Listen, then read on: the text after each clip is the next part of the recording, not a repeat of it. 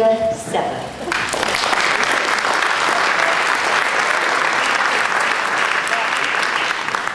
That was a really big boost. I didn't win a big BAFTA, I just won a little one. Great. Can everybody hear me? I'm not really used to microphones. Yeah? Yeah, okay. I'll be moving back and forward, so there might be times when you don't hear me, so I apologise. Yeah, I won a BAFTA for a document. I'm a documentary filmmaker by Korea, so it wasn't one of the big feature film awards, it was just a television documentary series, and it was quite a long time ago as well. There you go. I'm briefly going to introduce, maybe to some of you, the concept of psychic questing, and also to some others, getting up to date with things that we've been doing in recent years. Somebody asked Phil this morning, or Phil mentioned this morning, how come he sees more beings, more friends, more visitors than other people do. And it's not a case of I want to see more than others and you see more than others. I think it's more of a case of what you do with your life in order to be able to shift your consciousness to see various entities, various beings. And by the end of my talk, and by the end of today, maybe you'll be able to do something for yourself. So there's not a lot of facts and figures, I'm afraid, or anything that I can talk about. I've just got lots of OHPs that I use the university photocopiers to do. So don't tell the University of Central Lancashire. Please. Okay, first of all, I'm very, very briefly going to tell you about psychic questing, because I've done talks about that before, and some of you have heard me speak, probably already know about that. So I'm just going to briefly talk about questing and how I came to it. So it's more my own personal experiences, and then sort of what you can do for yourself. And I'm not, the ones who were at my last talk, I'm not going to make you do it like I did last time. I'm not going to hand out sheets of paper. Okay, back in the late 1970s, a couple of researchers, the supernatural paranormal researchers called Andy Collins and Graham Phillips, got together and they produced a magazine called Strange Phenomena. You might know it, some of you. It was primarily a UFO magazine, but they also did work around psychics, mediumship, magic, and it was investigative. But the magazine was a bit different in that their magazine wasn't investigating cynically or skeptically, it was taking into account what people were saying and running with it. So if people had said they'd been abducted, they would interview them as a straightforward interview. They wouldn't then discredit what they were saying. And they did the same with mediumship and psychic work and all forms of magical activities that were going on. Towards the end of the 1970s, they attended a UFO conference in Oxford, where they were investigating a spate of sightings over North Wales. Primarily a young girl called Gaynor Sutherland, who had witnessed quite a few sightings, but she'd also experienced quite a lot of psychic activity, and she was 12 at the time. And that this day was to change Andy and Graham's life, I think, forever. Because they were told on that day that they would be participating by a number of people at this conference who were also psychics and mediums. Like, I'm sure a lot of people here today are interested in paranormal or interested in UFOs, but are also psychics, mediums, involved in spiritualism, or like myself, pagans, whatever. So they were told by a number of people at this conference that they would be getting involved in some strange psychic activity. And they thought, no, don't be daft. We're just young researchers, just young graduates. But over the space of a few years, they were involved in one of the strangest events in this country ever to have taken place. It's all well documented in Graham Phillips' two books, The Green Stone and The Eye of Fire, and Andrew Collins' book, The Seventh Sword, which is probably the seminal work on psychic questing. And within that, Andy also talks about psychic questing. The Seventh Sword, just writing it down, in case you're writing it down. It's out of print now, I'm afraid, so you can get hold of it through Andy Collins' website, edenelder.co.uk. Anyway, so within the space of a few weeks, they psychics, mediums, magical practitioners, and sat in circles. The way, if anyone's ever been to a spiritualist church, you're used to sitting in a circle, getting information from dead Uncle Harold or whatever and passing it on to somebody. They sat to receive information and to receive guidance for whatever it was which they didn't know that they were meant to do. Graham himself, Felix, had had some UFO experiences when he was younger. He'd lost periods of time, he'd had some sightings, but didn't believe for 1 second that he was psychic. As the group progressed, they started to receive information, and this information was along the lines of receiving sightings of visions of ancient sites, visions of churches. Then it developed onto road names, place names, map references, and as a group they would piece it together and go to these places. More often than not, when they went to these places, nothing happened. But they didn't realise, as some people probably do realise, that the reason that you visit certain places is to receive the energy from that site.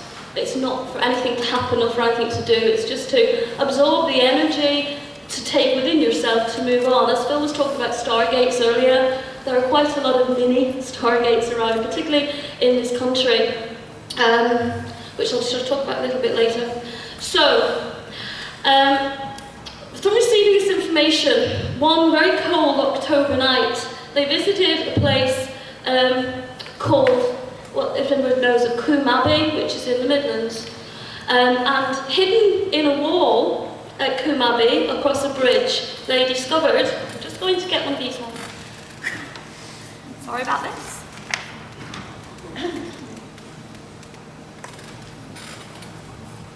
Okay. I'll take this off. Hey, I can sing for you now. They discovered this sword. These aren't very good, these are photocopies from the book. The picture of Our Lady, something linked in with the questing. They received this sword, and the sword had the monogram of Mary Queen of Scots on, and also written on it was the Meonia for Mary, M-E-O-N-I-A. This became known as the Meonia Quest. As I said, I'm going to talk about this very quickly, because if you want to read about this, then they tell it better in their books. Over this period between 1979 and 1985, they found another 5 swords. So altogether they found 6, all identical, all very small daggers, about this size, forged in the 18th century, but based on ones that were forged in the 17th century. And what seems to be that over the centuries, these swords were forged by masons for some kind of ritual, for some sort of magical ritual. There are 7 swords. The 7th one of this bunch hasn't yet been found, but Martin Keatman, who was one of the group, is learning how to scuba dive, so I think he thinks it's under the water somewhere. I can't swim very well, so I wouldn't be involved in that. Okay, so that was the sword, but it led on to various other things being found, such as this is a picture of a place called the Swan's Neck in the mouth of the River Avon. They received this information by, in the circle, one person got the information of a flying swan, another person saw a pouch with something in, another person saw a single holly bush, and then somebody else saw a bend in the mouth of the river. And by piecing that together, looking on the maps and things, they find that the bend in the mouth of the River Avon is called the Swan's Neck. And here, is the holly bush. And by digging underneath the holly bush, they came across this casket. Okay, it's like a silver casket, and inside the casket was this stone, and it's a green stone. That's why Graham's book's called The Green Stone. And it's a stone that was actually worn in the ring, worn by Mary Queen of Scots. So we're back to Mary Queen of Scots again. And then over the years, various other people got involved in the questing, including myself. Another stone was found. That's a very bad picture. That's an orange stone, that's the Eye of Fire. These are all in a safety deposit box in Wales, in Leigh-on-Sea, if anybody wants to go and read it. And various other things were found by other groups. This is waterfall. On the left-hand side, it's Pithdreth Rhea in North Wales. They found this Celtic cross. And over here, get down. No, I'm not doing well. There. Does anybody recognise that? Anyone from Yorkshire recognise that? No? It's called Lunds Tower. It's on the edge of Ilkley Moor, where I've had some very strange experiences myself. Because quite a few of these places we've since visited as a group and have had very interesting experiences. So this is Lunds Tower, and the people down here are the ones that they've just found this caduceus, and that's why they're looking confused. The person on the right-hand side is the actor Mark Ryan, who appeared in Robin of Sherwood on TV. The person on the left is Debbie Benstead, who is quite a well-known psychic and medium, and they found this caduceus. Don't ask me why. I'm sure that's one of the questions. Anyway, so that's really part of the psychic questing. Some of the information they received was received in the form of drawings. Here, you can see underneath, 5 different people in the city got a drawing of a hill with some trees on. So these are different, they're all photocopied together on one sheet of paper. Can you see over here? I was aware that people over here can't see very well because I've been sitting over there all day. They're all drawn independently by 5 different people. They're just photocopied on the same piece of paper. And the hill, as you can see, it's very similar to the drawing, is Brinklow Hill. Brinklow Hill, again in the Midlands, not far from Staffordshire. A lot of activity to do with the questing, and a lot of activity I found to do with the encounters I've had with what I'm calling interdimensional beings, has taken place in the Staffordshire area. One of the main epicentres of the country. There are quite a few others. And if you want to know more about that, I recommend you to speak more to Mark Ollie over there, who's a spiritual archaeologist, who's very much in contact with the land and can point you to the right places, and buy his books. Give you a plug, Mark. Interestingly enough, when these photographs were taken, as you can see, the photographs were taken, there's nothing on that hill. The photograph that was taken as they were climbing up the hill has got a man on it. You can see the man. A man in a top hat wearing Victorian dress. What the questers on this occasion believe that this chap was somebody who was involved in occultism in Victorian times, and was actually linked in with the Golden Dawn, which is interesting after what we've just heard, who was part of an earlier questing group, trying to find these magical tools, these power tools. The group that Andy and Graham formed, and has been going for quite a while, and there are a few other groups in the country, it wasn't the first one. There were many others. There was a group in the 1930s, quite a powerful group, linked in with spiritualists and occultists. And in the end of the 1890s, there were members of the Golden Dawn and also the Pre-Raphaelite Brotherhood, a group of mystic artists who were involved in the group which they called the Fire Phoenix group. And they met at a place called Biddulph Grange, again in Staffordshire, which is now a gardens open to the public with some very strange things inside. So go and visit it, you might get some inspiration. Okay, so that's a bit about that questing. Now, how did I become involved in it? Okay, how did I become involved? I'll talk first of all a bit about myself, and I don't like it, but how I became involved. Ever since from a very early age, I was always inspired, I suppose, spiritually. I used to see things everywhere. I thought, I can't say 100% sure, I've witnessed UFO sightings, but because, as you can tell, I'm Irish, we're all used to seeing the little people in Ireland, even out of drink. So, does anybody know what this is? And I bet I'm going to get the wrong answer.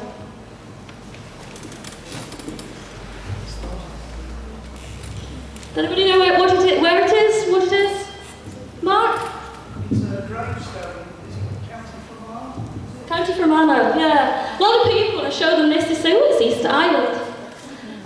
No, it's called the Caldra Idol, and it's like a dwarf-like great ancient gravestone, pre-Christian gravestone. Oh, we don't know if it's a dwarf god or if it's an image of a god, but it's a small idol on Boa Island in County Fermanagh, which is just up the road from where I was born, where I'm from. So as a child, I have had these things around me, these statues and these images. And anybody who has been to Ireland or lives in Ireland, you should know that we're called the people of dual focusedness because we live in this world and we live in the next. You can go to work in a computer company and you can come out and you can talk to people about leprechauns and fairies, just like that. And nobody bats an eyelid because that's the way it is. And that's one of the reasons why this dual focusedness, why I feel I've been able to see some of these entities and why Phil has, and other things. It's to do with bloodlines, it's to do with your consciousness, really. So that's the Caldra Idol. I won't keep putting marks through these tests, so these are some other images of some other places around where I grew up, to see what kind of place I grew up in. This is in County Donegal, and this is also in County Donegal. Now places like this I've since kind of revisited and been able to tune into the energies, and it's I suppose having that sense of place, that understanding that I've been able to tune into these energies. But you don't need that. You don't need to be from Ireland. You don't need to be able to have had a relationship with any of these stones. It's all to do with putting aside cynical minds, putting aside analytical minds, and stepping for a while into the other world. Whether that other world to you is a magical world to do with magic, whether it's a world to do with the world of spirit, whether it's a world to do with extraterrestrial communication, it's enabling your mind to shift, and to shift that focusedness, to be able to respond to things that you see around you. And once you do, it's very difficult to stop seeing things around you.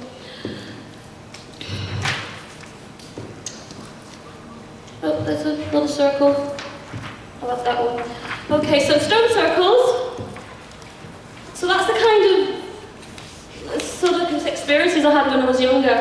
Then after leaving uni, when you grow up and forget about these things, I was obsessed at the age of 10 by trying to do research between UFO sightings and Bermuda Triangle disappearances. And I used to keep notebooks.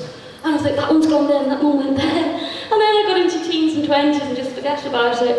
And then I got to work for the BBC. Not one of the most esoteric places on the planet, but there you go.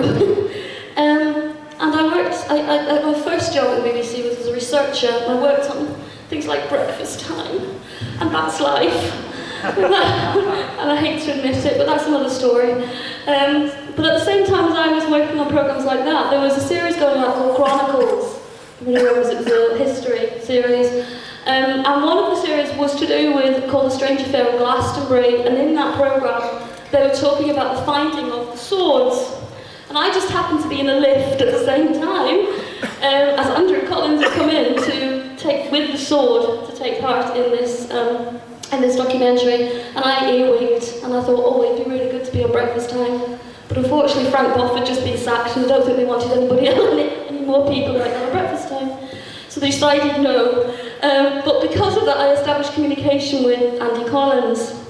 I forgot about it for a long time, till I moved to the north of England. I moved to Manchester to work for Granada, and started getting involved in various, I suppose, spiritual groups. I was doing crystal courses, I was involved in spiritualist groups, and I met a group of people who, surprisingly, were doing psychic questing.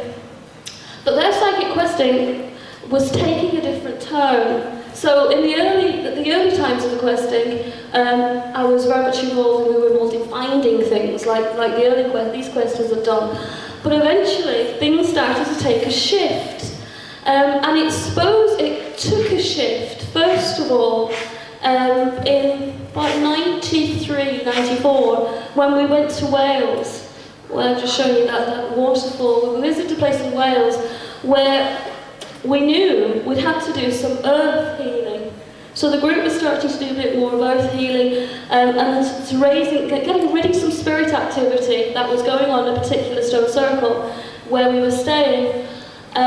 We were told by spirit guides as a group that we had to meet at midnight at this stone circle and work together. There were 8 of us to raise the energy to clear this space, because historically a nun had been murdered there because she was a child and the father had murdered her, so it was quite a sad place. We did a very quick healing ceremony to raise the energy, and this was midnight. Within a few seconds, a ball of light appeared in the sky. Orange, yellow light, huge, massive, as large as the stone circle, and hovered there for about 30 seconds, and then disappeared. We just stood there and came out with some profanities, and didn't know what was going on. But looking at our watches, it was 12:10. So in our watches, we'd actually lost 10 minutes of time. I don't know to this day what happened in that 10 minutes of time. I only know that 30 seconds this thing was in the sky, but we'd actually lost 10 minutes of time. That group split up soon after because some people were a bit disturbed by the fact that they'd lost some time, as I suppose some people would be. But I continued with some of the, and eventually got another group came together, and that group followed more the path of being guided to places for healing. I'll just look at my watch, how I do. For earth healing and for receiving information. So, for example, you will sit as a group, or you'll sit in 2, or sit on your own, and receive information to go somewhere. Now, if you just put that aside and you're not doing the questing, the idea is if you get some information, you get the information quite clearly to go somewhere, you go to that place. Don't necessarily mean them, although we have been stupid enough to go to places at 2 o'clock in the morning. But you can go some other time, but make sure that you do it. But each part of what you do is a key to giving you some more energy, to lead you on to another place, to give you some more energy. And I suppose the next big turning point for me in terms of my own direction was when I went to Peru. Back to what Phil was saying earlier, when I went to Peru in 1999, I went completely free of charge, because I'd never been able to afford to go myself, and I went for 3.5 weeks, visited the same places as Phil talked about earlier, Sexy Woman, Machu Picchu, Island of the Temple of the Sun, Bolivia, various things like this.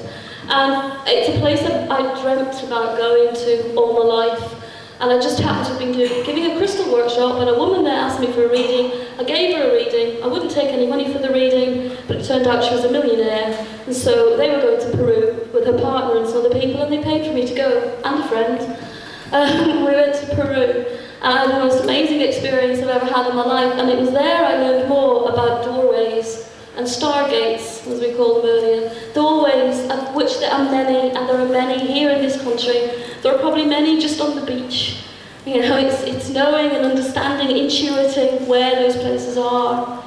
And we visited the same places. I learned a lot from the Inca shaman that I was there with about the Lemurian energy in Peru, because the Peruvian Incans believe that all the cities like Machu Picchu were built by Lemurians, who then moved to the 4th dimension, and they've got a replica city, a replica Machu Picchu, a replica Sexy Woman, all these places in the 4th dimension, and that there are some Lemurians still walking the planet in order to aid mankind, and some have some obviously advanced and evolved onto this other plane. And it was just, and for the Incans, for the Peruvians, it's just a matter of fact. It's as every day, as I just said to you, we just said, right, well, we can come out of work and you start talking about fairies and leprechauns, because you don't think anything of that in Ireland. That's the way they talk about other dimensions, other dimensional beings. This is the way they feel, like Lemurians. And one person just came up to me one morning, I think I was hungover from the night before, and started talking to me about Andromeda. And I'm thinking, you don't get this in Bolton. You certainly get people talking about Andromeda. Looking at getting into conversations in Bolton. Nothing wrong with Bolton, that's where I live now. So it was just this everydayness, this everyday matter-of-factness that led me to think, because I think I'd grown a bit cynical, getting older, and often you come across people who you think, oh, these are outrageous. You know, some of these people are just outrageous what they're saying to me. These people that they're saying they're channeling and communicating with Zod from the planet Glurg, and you think, no, this is ridiculous.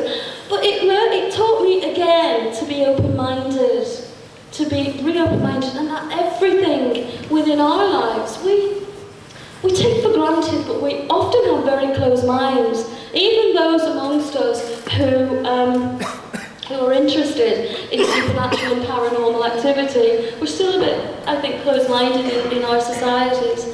So, back from Peru, started visiting places with another group, various other places, and I just talk about some of the sites that you can actually go and visit. They're very, very local. This is the ruins of Knights Hospitalia Chapel, Ribchester. Ribchester. It looks like a cowshed. Amazing activity. This place here, this is called Nelson's Gate. Another one in the Midlands, near Stafford. Berry Ring in Stafford. I haven't got a picture of it, but it's an amazing place. Then a couple of years ago, one of the original questers got in contact with me, a man called Joe LaRosa. Oh, the other thing I forgot to say is when I went to Peru, I wanted to find out what books to take with me and what books to read, and I was told that the only book, I mustn't read anything before I went, but there was only one book that I had to take with me and read there, and that's a book called Gods of the New Millennium by the chap over in the corner, Mr. Alan Alford, and it's an amazing book. I'm giving everybody plugs here. It's a really amazing book, and I would love to hear more about it. And I sat on Machu Picchu reading about Machu Picchu in Alan's book, and it was incredible. So there's another one for people to write down if they want to read it. Joe LaRosa got in contact with us a couple of years ago because he'd written his account of some of the early questing. Joe believed he'd entered something that he called the Matrix, the web, which people as the Matrix, which is a zone of knowledge where all things become as one to enter this knowledge through doing this questing.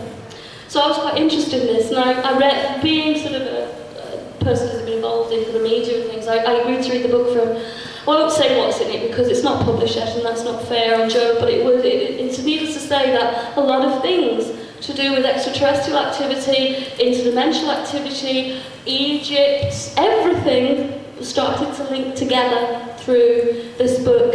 And if some people today are thinking, oh, there's been lots of random talks today, from Egypt through to the Golden Dawn, they all link together. You will find your own path to that link, but they do link together. I'll just leave Joe aside for the moment. Another thing that I stepped into for me was one night we were told to go to, it sounds very mundane, to visit Clitheroe Castle. Afraid I couldn't find a decent picture of Clitheroe Castle, so I won't show you. But we went to Clitheroe Castle, and anybody who's ever been to Clitheroe knows that Clitheroe Castle is pretty much a prominent building. We couldn't find it. And we've been there before and we couldn't see it. We drove round 3 times and we couldn't see Clitheroe Castle. So we pulled up, and we pulled up because, it's a confession, the Archers were on, and I wanted to listen to the Archers before continuing, because I can't remember, something was happening in the Archers, as it always does. We switched the radio on to listen to the news, and it was the night that the Americans bombed Afghanistan. And we sat in shock listening to that. I listened to the Archers. And then we drove around again, and there was Clitheroe Castle. So it was a time, we were not there at the right time, obviously. We walked up to the castle, which had been closed for a while because they've been doing renovations. And we stood by the side of the castle. And often, as I'm talking about the shifts in consciousness and me seeing beings, and being a medium as well, people that communicate with sort of dead people, But it's all telepathically, it's all psychically, it's all mediumistically. And we stood at the side of Clitheroe Castle, and it was like going to the cinema, because there were 4 of us, and it was a physical thing, it wasn't a psychic thing. We started to see a movie show virtually appearing on the side of the castle. None of them were paying any attention to us, but it was all in 2D, but it was like watching a film. There were people moving one way, people dressed in strange clothes moving another, as if they were getting on with their own lives, but almost as if you were watching on television and we weren't connected to it, we were just watching this.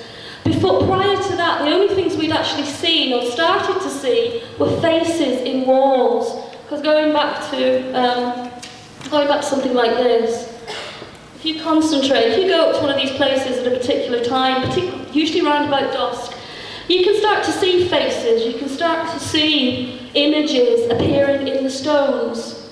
And you might think it's just in your imagination, but have great faith in your imagination. You start to see faces in stones. And we'd started to see things like that. And we'd started to see in particular faces that were round, bald heads, and large eyes. Very similar to this, appearing in the stones. My friend Wendy reverently calls them baldies. I'm sure they don't like that, but she calls them the baldies, and she got a bit